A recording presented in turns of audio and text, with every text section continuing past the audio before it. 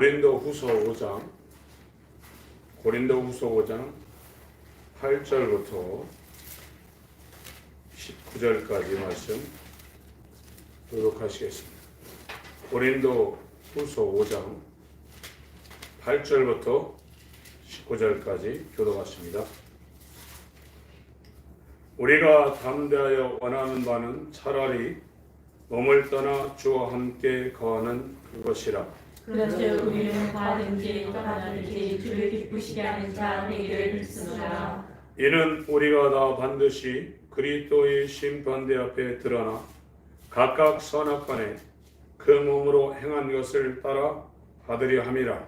우리가 그의 되어심을 알므로 사랑을 바라오니 우리가 하나님 앞에 알려졌고 또 우리의 양식을 알려졌기를 바란다. 우리가 다시 너희에게 자찬하는 것이 아니요 오직 우리를 인하여 자랑할 기회를 너희에게 주어 마음으로 하지 않고 외모로 자랑하는 자들을 대하게 하려 하는 것이라. 우리가 만일 들으셔도 하나님을 위하시고 만일 정신이 못하라도 너희를 위한 것이니 그리스도의 사랑이 우리를 강권하시는도다. 우리가 생각한데 한 사람이 모든 사람을 대신하여 죽었은즉 모든 사람이 죽은 것이라. 저가 모든 사람을 대신하여 죽으심은 산자로 하여금 다시는 저희 자신을 위하여 살지 않고 오직 저희를 대신하여 죽었다가 다시 사신 자를 위하여 살게 하려 함이니라. 그러므로 우리가 이제부터는 아무 사람도 육체대로 알지 아니하노라.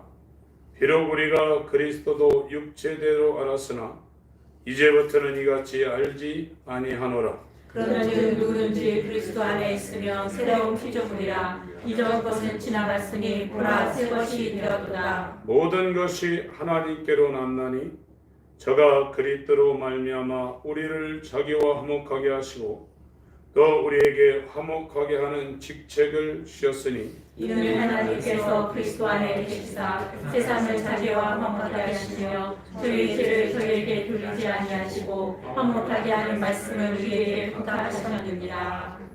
아멘.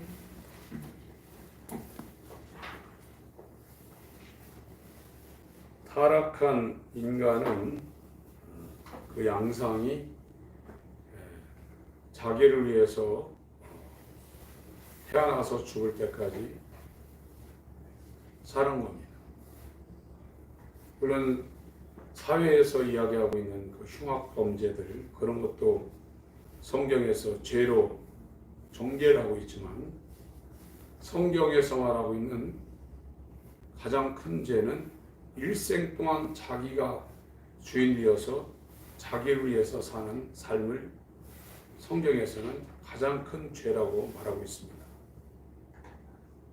절대로 일생을 살아가는데 남을 위해 살거나 하나님을 위해서 살거나 하는 이와 같은 삶은 일어날 수가 없습니다.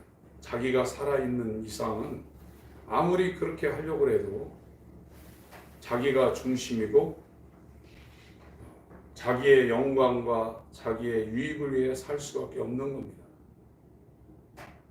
그러나 예수님은 이 땅에 오신 목적이 섬김을 받으러 온 것이 아니라 섬기러 왔다고 하셨어요. 자기의 뜻을 이루려고 오신 것이 아니라 아버지의 뜻을 이루려고 죽으러 오셨다고 말씀하고 계십니다. 이번 주간에 제가 미국에서 한국에 복음을 들고 선교하러 오신 선교사님들의 그 생애를 4-5편 봤는데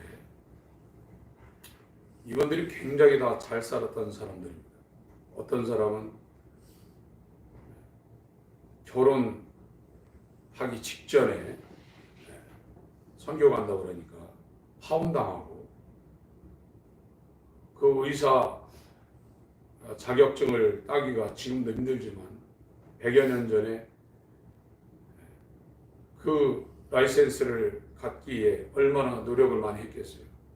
거의 의사들, 교육가들이 한국에 왔거든요. 그때는 배 타고 약 한 달 이상을 태평양을 건너서 일본의 요코하마를 거쳐가지고 한국의 제물포를 통해서 이렇게 들어오는 길인데 오다가도 죽을 수 있거든요. 그분들이 이 땅에 와가지고 냄새나는 가장 큰 그 어려움이 생소나무를 떼니까 막 그 연기 때문에 못 사는 거예요. 그리고 화장실이 재래식이기 때문에 그 인분 냄새, 머리도 안 감고 그러니까 그 냄새가 또 얼마나 많이 납니까. 세 번째는 매일 무명치마 두드려가지고 달아입으니까 다 다다미질하고 또 의학이 발달되지 않으니까 무당들 데려다가 맨날 밤에 침 치고 꽹과리 치고 그렇다고 그러니까 잠을 못 잤다는 겁니다. 또 안 맞죠. 환경도 더럽죠. 그래서 자녀 둘 나면 한 명은 죽었다는 거예요. 그와 같은 삶을 살면서 그들이 일기장에 썼는데 너무나 행복하다. 정말 이 우리나라에서도 이 천차 이 삶의 이 수준이 어떤 사람 호텔 같은 데 살고 어떤 사람은 쪽방에 살지만 미국의 그 당시의 삶과 조선 구한 말에 세계에서 거의 가장 가난한 지경에 있는 조선의 삶이 얼마나 차이가 있겠어요.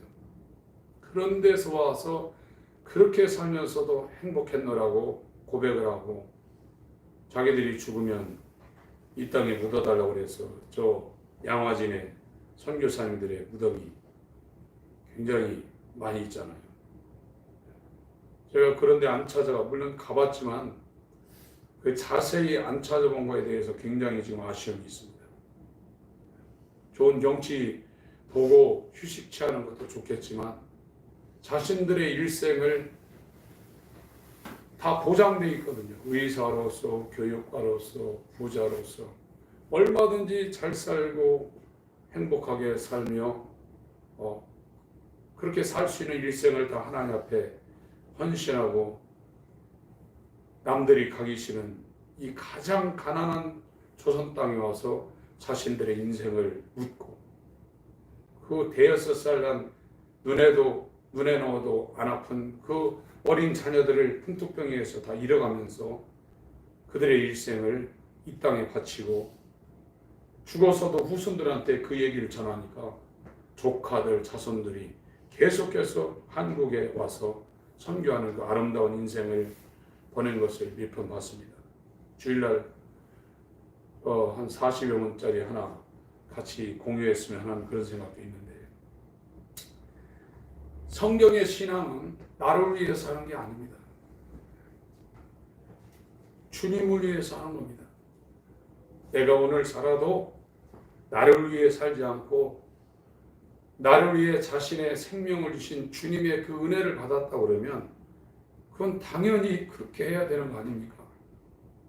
근데 오늘날 예수의 보혈의 은혜를 다 인정하고 예수 이름의 그 은혜를 인정하면서 구원받았다고 하는 사람들이 지나간 시간을 돌아보면 저도 목회하면서 세상과 접하는 이런 시간들이 다른 사람보다 조금 덜하겠지만 제가 지나온 그 한 30여 년 가까운 시간을 이렇게 돌아볼 때 내가 주님을 위해서 살았다고 주님의 심판대 앞에 가서 담대히 이야기할 수 있는 자신이 없습니다.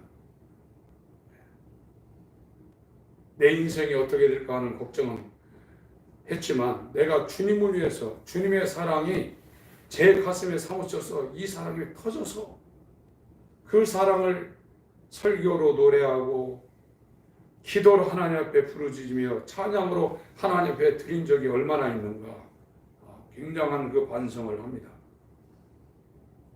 여기에도 지금 고린도후서 5장에 바울이 11절부터 우리가 주의 두려우심을 알므로 사람을 권하노니 우리가 하나님 앞에 알려졌고 또 너희의 양심에도 알려졌기를 바라노라. 우리가 다시 너희에게 자천하는 것이 아니오 오직 우리를 인하여 자랑할 기회를 너희에게 주어 마음으로 하지 않고 외모로 자랑하는 자들을 대하게 하려 하는 것이라. 우리가 만일 미쳤어도 하나님을 위한 것이요 만일 정신이 온전하여도 너희를 위한 것이니 그리스도의 사랑이 우리를 강권하셨느니라. 예수님의 사랑이 바울 이 사도들의 일행 가운데 이 마음에 밀려와서 그 사랑이 자기들을 강권한다는 겁니다. 자기 자신들을 이 사도들의 일행 일생 가운데 그리스도의 사랑이 이 고린도에 있는 사람들에게 복음을 전하도록 막 강권한다는 거예요. 사랑이라는 것은 애끓는 거거든요. 사랑이라는 것은 머리에서 나오는 것이 아닙니다. 가슴에서 나오는 겁니다. 마음에서 나오는 겁니다. 이것이 가장 큰 것이 이 세상에서는 부모님이 자식을 사랑하는 겁니다. 내가 죽더라도 너는 살아야 된다. 그래서 6.25 동란 때 피난 내려오다 다리 밑에서 유엔군이 철수하다가 애기 울음소리를 듣고 그 다리 밑에 내려갔더니 엄마가 옛날엔 지금보다 더 추웠거든요. 눈도 많이 오고 엄마가 자기 그 무명옷 다 벗어가지고 품 안에 아기를 싸고 자기 또 몸으로 그 아이를 체온으로 싸가지고 엄마는 얼어 죽었는데 아기가 거기서 엄마의 온기에 의해서 사는 거예요. 그래서 그 사람을 이 유엔군이 미국 군인이 살려가지고 나중에 미국으로 데려가서 키웠는데 한국에 와서 자기 엄마가 죽은 그 묘지에 가서 울부짖는 그 소리를 그 영상을 봤는데 사랑은 희생입니다. 희생과 헌신 없는 사랑은 가짜입니다. 사랑이라는 단어가 이 빙산처럼 바다 위에 이렇게 올라와 있지만 그 사랑을 떠받치기 위해서 고생하고 참고 헌신하고 참아주고 하는 그 빙산을 떠받치는 그 90% 이상의 그 희생과 헌신과 고통이 없는 사랑은 가짜거든요. 사랑은 자기 자신을 주는 겁니다. 그래서 엄마가 아빠가 자식을 사랑하는 것은 10달 동안 그 자식을 자기의 가장 정중앙인 이 자궁에 넣고 있거든요. 자기 안에 가장 깊숙한 곳에 자식을 넣고 있는 겁니다. 요즘 같은 세상 미모를 좋아하는 여자들도 임신해서 배에 아기 갖고 있는 것은 부끄러워하지 않습니다. 그리고 저 철부지 처녀가 어떻게 아이를 키울까 걱정을 많이 하는데 자기 새끼는 다 키웁니다. 사랑이죠. 그 사랑이 머리에 있는 게 아니라 마음에서 나오는 겁니다. 그래서 이 바울이라는 이 위대한 믿음의 사람, 이 일행들은 그리스도의 사랑이 우리를 강권한다고 했어요. 고린도에 있는 그 이방인입니다. 바울은 유대인이지만 이 고린도는 그리스도거든요. 그리스도의 나라에 있는 그 고린도의 지역에 있는 그 사람들을 하나님께서 우리 마음에 그리스도의 사랑을 줘서 너네들을 사랑하도록 강권한다고 그랬어요. 예수님의 사랑은 예수님 안에 있는 겁니다. 인간에게 있는 게 아닙니다. 인간에게는 사랑이라는 것이 없습니다. 영혼을 사랑한다는 것은 인간에게 불가능한 겁니다. 자기 사랑하는 거죠. 자기 사랑하고 그 자기 사랑하는 게 가장 아주 확실하게 드러나는 것이 자식으로 가는 거거든요. 자식을 사랑하는 게 자기를 사랑하는 겁니다. 예. 자기하고 상관없다 그러면 이 재혼해가지고 남의 집에 들어가서 그 사람이 난 자식들 키울 때 딱 표시나잖아요. 가릅니다. 콩쥐팥쥐로 가르는 겁니다. 그 자식 사랑하고 혈연 사랑하는 것은 결국은 자기 사랑하는 겁니다.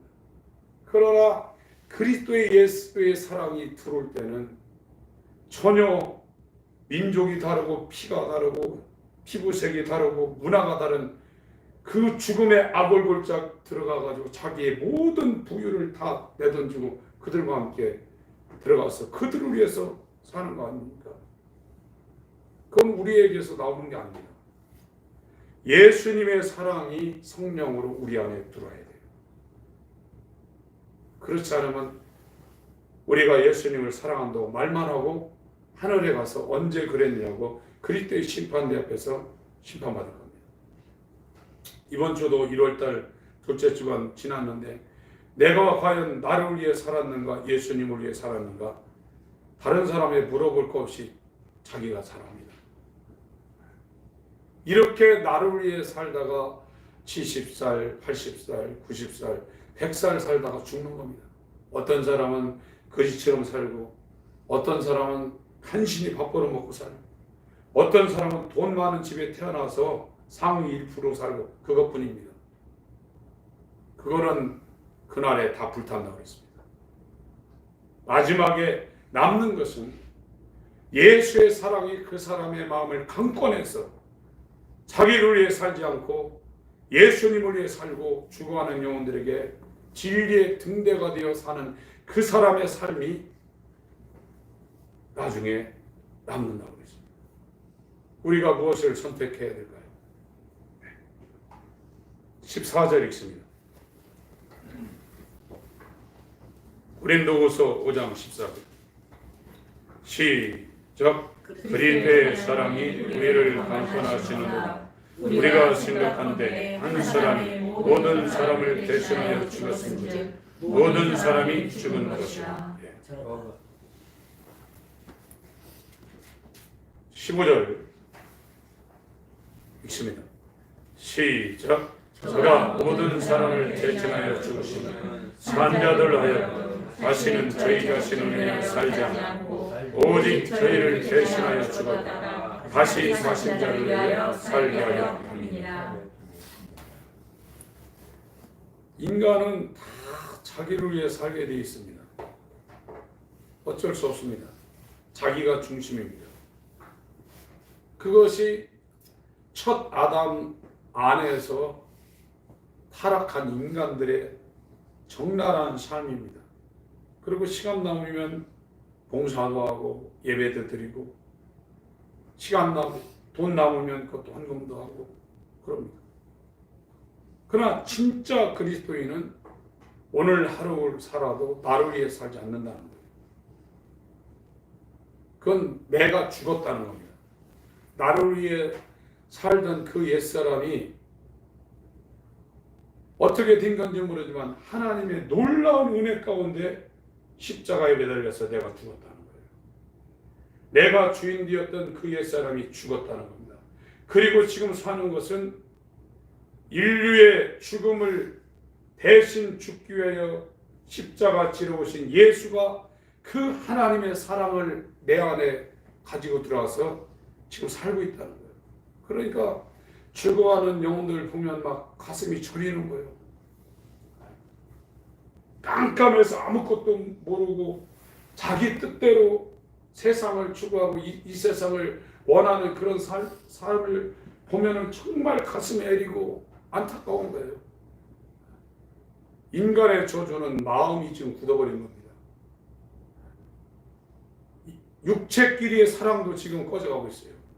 전에는 동네에 이사 오면 도해지라도 똑 돌리고 그랬는데 지금은 아파트 대문 마주보고 있어도 누가 사는지 모릅니다.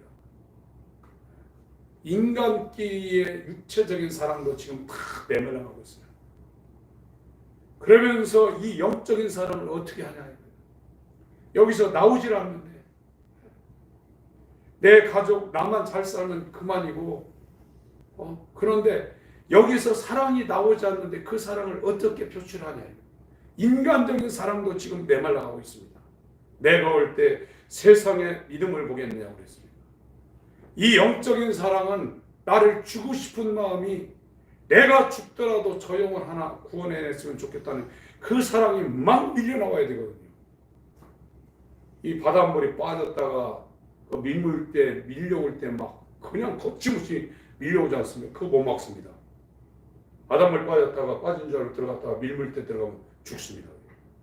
그것처럼 이 배에서 예수의 사랑이 막 밀려나와야 되는데 있어야죠. 그냥 내 배나 하나 챙긴다고 하면 자식들이나 챙기고 그거 이해는 없는 거예요. 그래서 우리가 기도할 때 이 돌 같은 마음을 잘라주시고 예수의 마음을 주시옵소서. 어차피 인간은 죽습니다. 그 사람이 왕이든지 재벌이든지 죽습니다. 죽어갈 땐 너무나 초라합니다. 수많아도 오셔가지고 한번 들이켰다가 한참 있다 쉬고 그러다 몇 번 하면 죽는 거예요. 얼마나 연약합니까? 젊었을 때 세상을 막 휘어잡을 것 같은 그런 막 당당한 기가 있는데 100년도 못 돼가지고 숨도 못 쉬고 죽는 게 인간이에요. 그러면서 뭘 해보겠다는 거예요. 일생 돌아보니까 그냥 삼시세끼 먹고 집 하나 갖고 애들 키우고 별거 없어요. 그리고 하나님 앞에서 계산하려면 다 자기를 위해 사는 거예요. 그건 제로입니다. 다 불답니다. 한 번을 살아도 내 안에 예수의 사랑이 막 강권해서 이것이 내 바깥으로 막 밀려나와서 오늘 하루를 사도 예수를 위해서, 오늘 하루를 사도 죽어가는 영혼들에게 진리의 빛을 전하기 위해서 살고 싶다는 마음이 그게 생기질 않고 오늘 난 그런 설교를 하지도 않아요. 예수 믿으면 그냥 잘린다는 거예요. 잘려서 뭐 어쩌랍니까? 뭐 우리가 볼 땐 젊어서 죽는 건 저주고 90, 100살 살고 돈 많이 벌고 부자로 살면 복인 걸로 알고 있지만 절대 그렇지 않습니다. 영원한 시간에 비하면 이 육체의 시간은 순간입니다. 정말 우리가 오늘 이 밤에 나와서 주님 앞에 기도할 때 이거는 줘야 돼요. 우리가 애원한다고 해서 되는 게 아니라 하나님이 예수의 마음을 주셔야 됩니다. 나만 위해 살 수밖에 없는 이 마귀적인 이 옛사람을 예수님께서 십자가에 못 박아주고 인류를 위해서 자기 자신을 주러 오신 예수의 마음을 저와 여러분들에게 줘야 돼요. 그렇지 않으면 이 일은 일어나지 않는 겁니다. 제가 오늘 원래 말씀은 계시록 17장 말씀을 준비해 왔는데 오늘 기도하다가 20분 기도하는데 고린도후서 5장 말씀이 이렇게 생각나서 지금 말씀을 드리겠습니다. 오늘 제가 준비한 것은 계시록 17장입니다. 잠깐 설명하고 기도하겠습니다. 계시록 17장.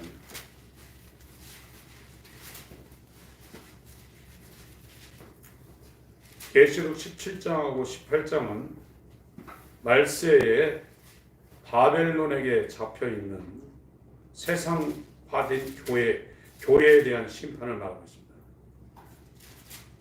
1절부터 제가 읽겠습니다. 또 일곱 대접을 가진 일곱 천사 중 하나가 와서 내게 말하여 가로되 이리 오라. 많은 물 위에 앉은 큰 음녀의 받을 심판을 내게 보이라. 이 음녀가 거짓 교회입니다. 거짓 선지자가 담당하고 있는 성경에서는 교회와 반대 있는 교회예요.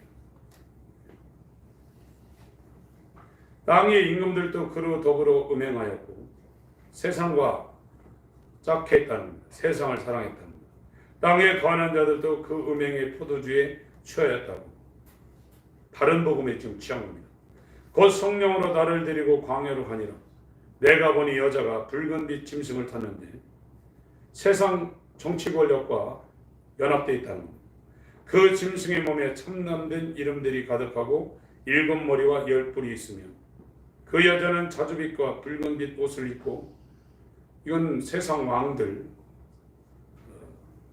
그들이 지금 착용하는 그런 거죠.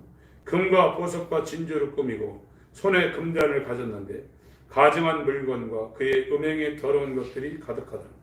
그 이마에 이름이 기록되었으니 비밀이라. 여기에 하나님의 이름이 기록되어야 되는데 큰 바벨론이라 땅의 음녀들과 가증한 것들이 엄이라 하였더라. 또 내가 보매 이 여자가 성도들의 피와 예수의 증인들의 피에 취한지라. 내가 그 여자를 보고 기이 여기고 크게 기이 여기니 사도 요한이 계시록에 이렇게 정말 놀랍게 2번 여겼다는 표현은 여기만 나와 있습니다. 거짓 선지자, 음녀의 지배를 받고 있는 말세 교회를 보고 사도 요한이 깜짝 놀랐다는 거예요. 천사가 가로되 왜 기이 여기느냐? 내가 여자와 그의 탄바 일곱 머리와 열 뿔 가진 짐승의 비밀을 내게 이르리라. 세상의 권세하고 지금 이 교회를 총 지배하고 있는 이 음녀하고 지금 결탁이 되어 있다는 겁니다. 네가 본 짐승은 전에 있었다가 시방 없으나 장차 무적행으로부터 올라와 멸망으로 들어갈 자니 땅에 관한 자들로서 창세 이후로 생명책에 농명되지 못한 자들이 이전에 있었다가 시방 없으나 장차 나올 짐승을 보고 기이 여기더라. 지혜 있는 뜻이 여기 있으니 일곱 머리는 여자가 앉은 일곱 산이요 세상 제국의 제국입니다.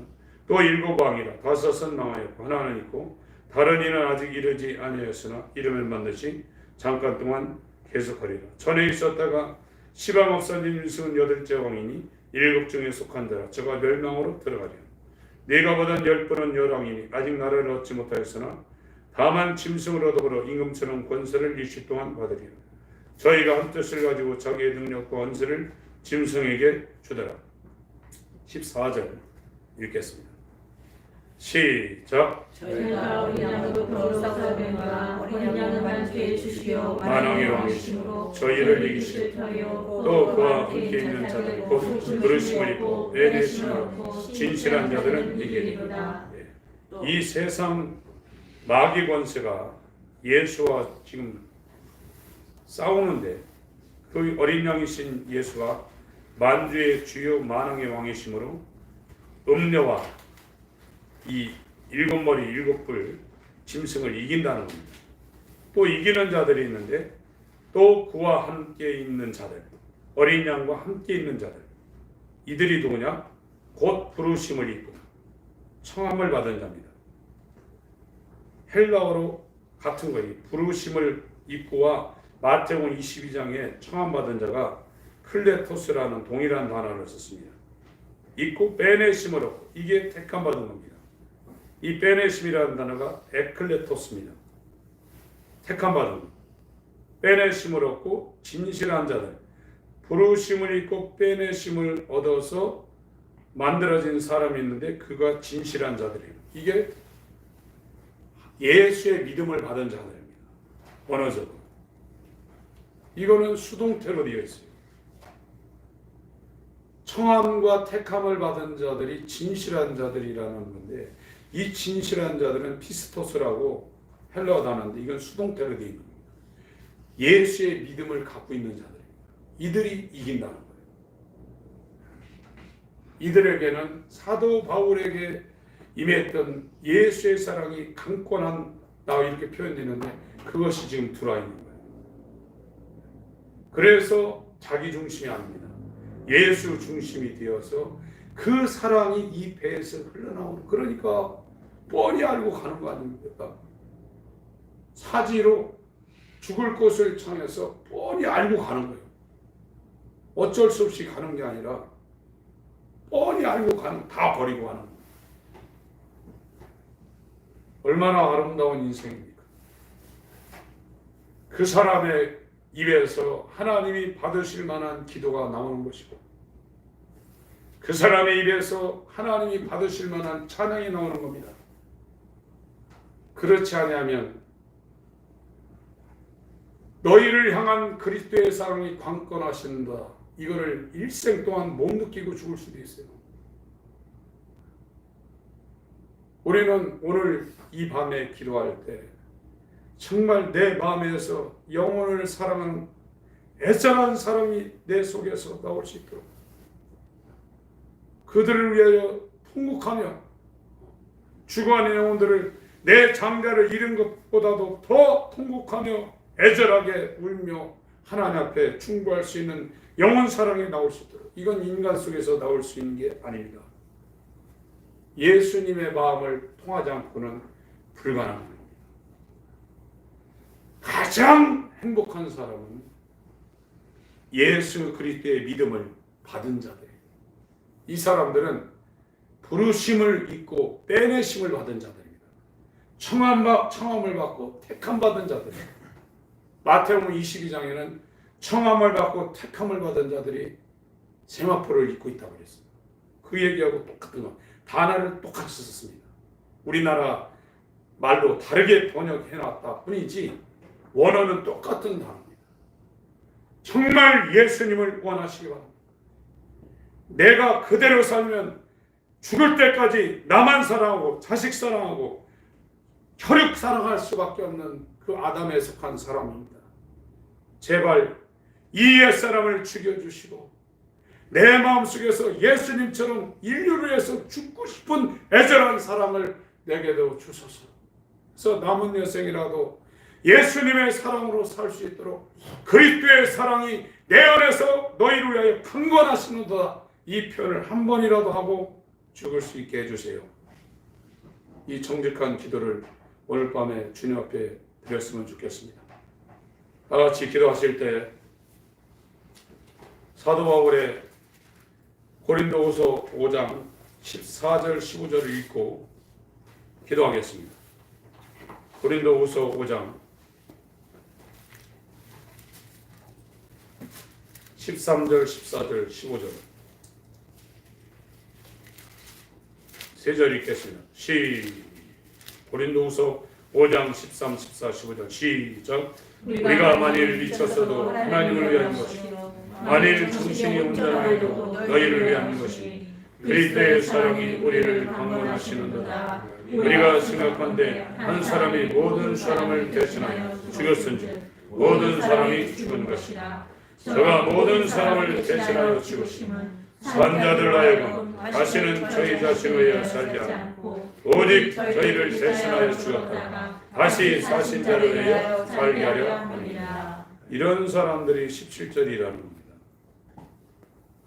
그리스도 안에 있으면 새로운 피조물이라 이전 것 자기가 주인 되어 자기를 위해 살던 이전 것은 십자가에 처형되었으니 보라 예수를 위해 사는 새 것이 되었도다. 이 말씀입니다. 하나님의 은혜를 베푸셔야 돼요. 아무리 우리가 애걸 먹고 난다고 해서 되는 것도 아닙니다. 이거를 아는 사람은 정말 하나님 앞에 살게 돼 있어요. 절대 마음을 세상에 뺏기지 않으려고 합니다. 하나님이 거하실 유일한 처소가 우리의 마음입니다. 이곳에 무엇을 놓고 다니겠습니까? 이 마음이 하나님을 모시는 지성소를 바뀌어야 됩니다. 주여 내 마음에 오시옵소서. 나도 사도들처럼 예수님처럼 남은 여생 살고 가길 원하오니 긍휼을 베풀어 주옵소서. 기도하시겠습니다.